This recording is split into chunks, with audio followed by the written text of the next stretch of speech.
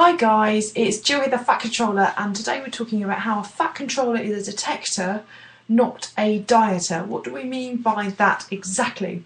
Well, a dieter is continually trying to follow a protocol or a plan or a regime, and they've picked a book up off the shelf, or they've seen a friend that's doing a regime and they think, right, I'm going to try that. I'm going to follow that regime for a set amount of time. But what happens by following the plan or diet or protocol is that you're not actually learning what we call the process. So in other words, you're not recognising how your body reacts from following this particular plan. If you don't take responsibility for how your body responds to foods in terms of its feedback, i.e. how energised you are, how motivated you feel, how full you might feel, or how your body might be burning fat efficiently or not, then you will never be in control of your food choices or outcomes, because you are so concentrating on following the plan, maybe counting calories, counting points, or measuring out, whatever it might be, that you're not actually paying attention to what's really going on.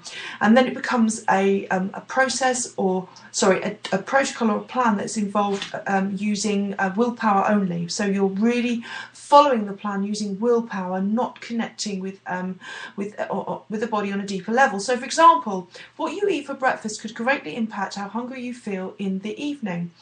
But people don't generally think about this. They get hungry in the evening and they react in some way or another. If you're following a diet or a regime or plan, then you might use your willpower to not eat something. But at some point we know ultimately that diets fail because willpower runs out. So things like sleep. Do you know if you don't sleep very well, then the next day you're likely to have cravings and increased hunger. Are you correlating that the next day with that? Did I sleep? Did I have stress? Also, what exercise did I do the day before? I'm really hungry today. What did I do yesterday? A fat controller will think along those lines. It'll always ask questions. A fat controller will always say, well, if I'm hungry tonight, what did I eat for breakfast? What did I have for lunch? What did I do the day before? How did I sleep the night before?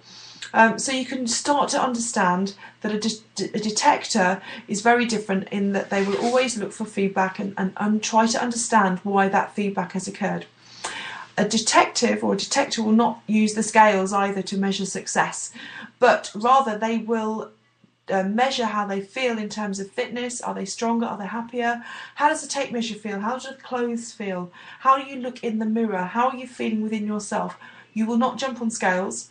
A dieter jumps on scales and will measure their success based on the number on the scales. So if you haven't yet, I would suggest grabbing a diary or journal and just starting to write down what you eat and when.